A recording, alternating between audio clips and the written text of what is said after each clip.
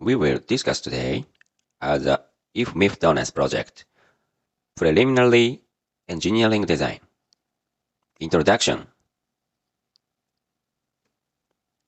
A fusion-relevant neutron source is more than 3 decades long pending step for the success development of fusion energy in demo. Like in future fusion power plants, the deuterium-tritium nuclear fusion reactions will generate neutron fluxes in the order of 1 to 5 times 10 to the 18 power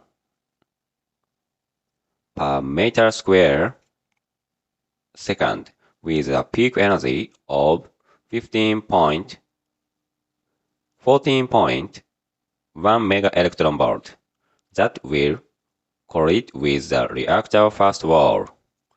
Its investor components first wall breathing blankets, diverter, diagnostics systems, etc.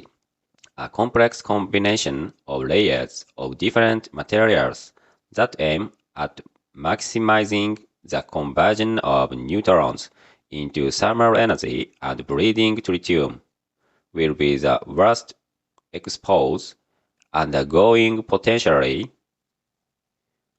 larger than 10 displacement per atom created by the NRT mode per year of operation, safe design, construction, and licensing of a nuclear fusion facility by the corresponding nuclear regulator agency will demand and understanding of the metals drug degradation under the neutron bombardment during the lifetime of the fusion reactor. The radiation exposed components must withstand the severe operational conditions without significant impact on their dimensional stability or their mechanical and physical properties, together with the low presence of long-lived activation-prone constituent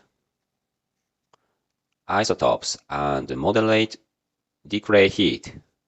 This needs to be demonstrated through material irradiations in a suitable neutron source facility and fusion-relevant conditions. DONES will be a relevant neutron source which can provide such conditions as anticipated for demo. It will generate a neutron flux with a broad energy distribution, covering the typical neutron spectrum of a DT fusion reactor. This is achieved by utilizing lithium nuclear fusions taking place in a liquid lithium target. When bombarded by a deuterium beam with a beam footprint between 200 mm times 50 mm and 100 mm times 50 mm, the energy of the deuterons 40 mega electron volt, and the current of the accelerator 125 mA have been turned to maximize the neutron flux up to 5 times 10 to the 18 per meter square second to the get irradiation conditions comparable to those in the first wall of a fusion power reactor at a volume of around 0.5 that can house around 1,000 small test specimens. The journey to achieve the current maturity of such a high-power neutron source has been long and winding. The similar proposal towards a fusion-relevant neutron source based on lithium nuclear reactions was published in 1976. The U.S. Fusion Materials Irradiation Test (FMIT) facility produced the first experimental evidence of the feasibility of the concept after FMIT's early termination in 1984. The International Energy Agency (IEA) fostered a series of meetings at the end of which consensus was attained within the materials scientist community to endorse FMIT's lithium concept. Subsequently, a coordinated international program was conducted on the design of the International Fusion Materials Irradiation Facility (IFMIF) under the IEA Fusion Materials Complement Agreement. This activity resulted in a report on the IFMIF conceptual design issued in 1996, followed by a comprehensive design report in 2004. In 2004, the IFMIF engineering validation and engineering design activities (EVIDA) project under the Border Approach Agreement between Japan and EU LATAM was approved in 2007 concurrently with the ITER agreement. The mandate was to produce an integrated engineering design of IFMIF as well as the data necessary for future decisions on its construction, operation, exploitation, and decommissioning, and to validate the continuous and stable operation of key IFMIF systems. The engineering design activities were accomplished on schedule with the release of its intermediate engineering design report IIEDR in June 2013.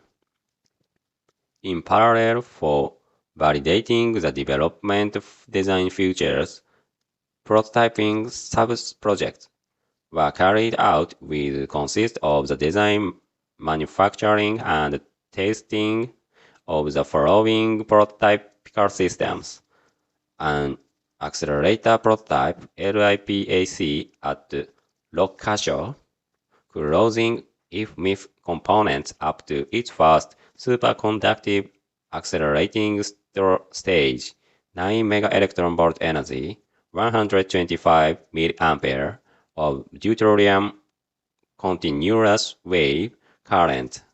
Successful commissioning of the accelerator systems started in November 2014 and is planned to be completed by integral commissioning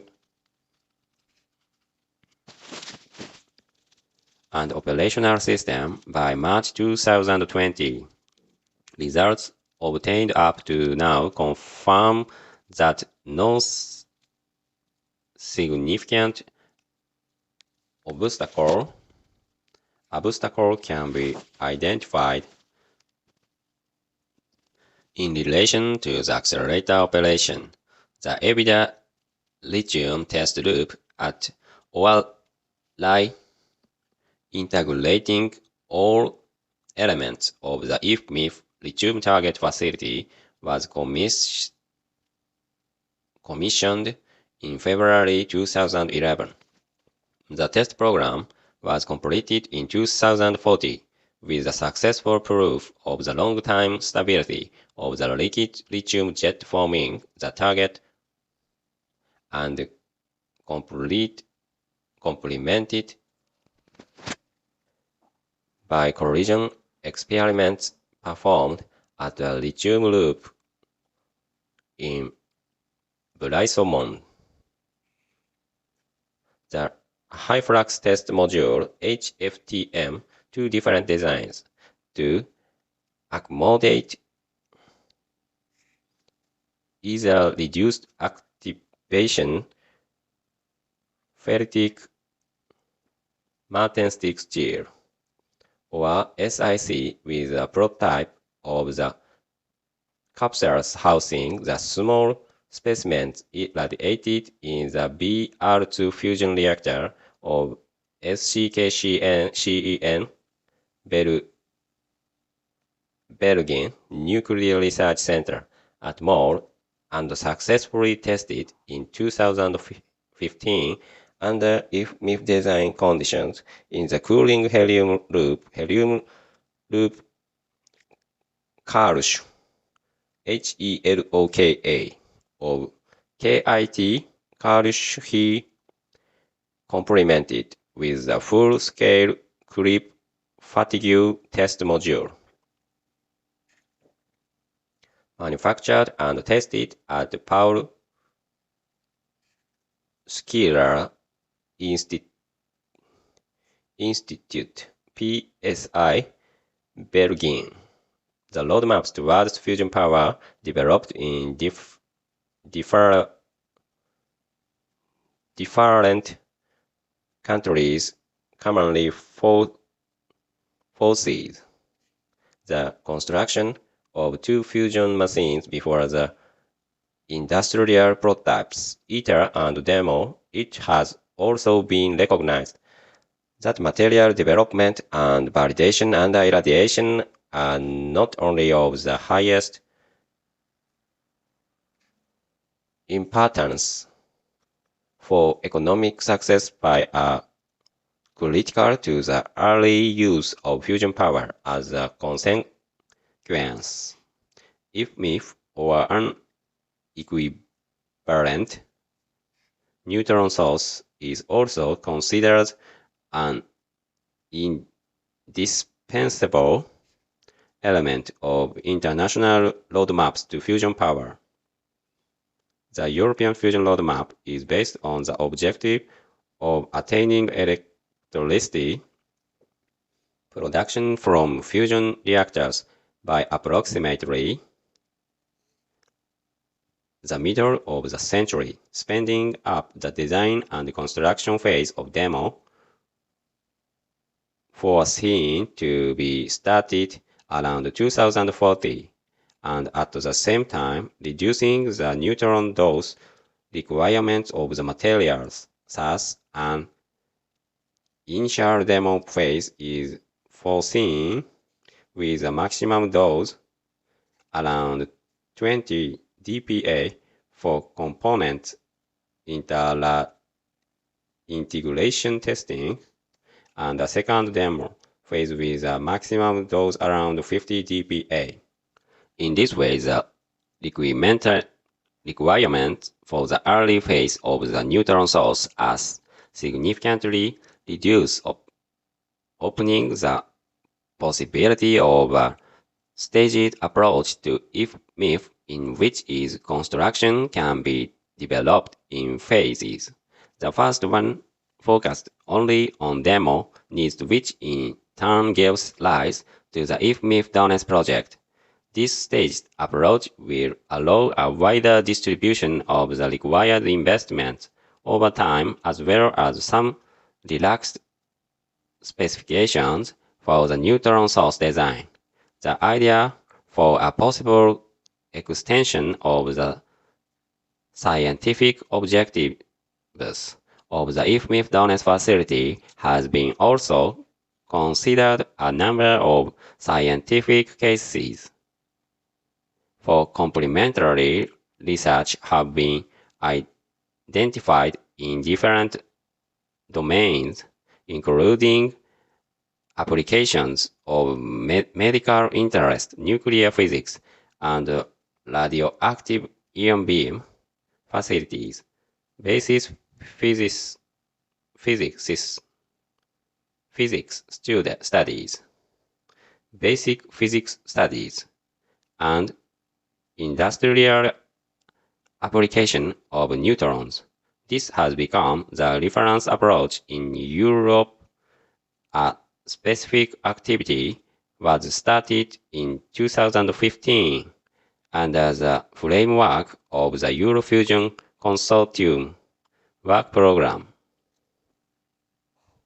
with the objective to develop the design of the demo-oriented irradiation facility up to such a level that it is ready for the start of construction as early as 2020.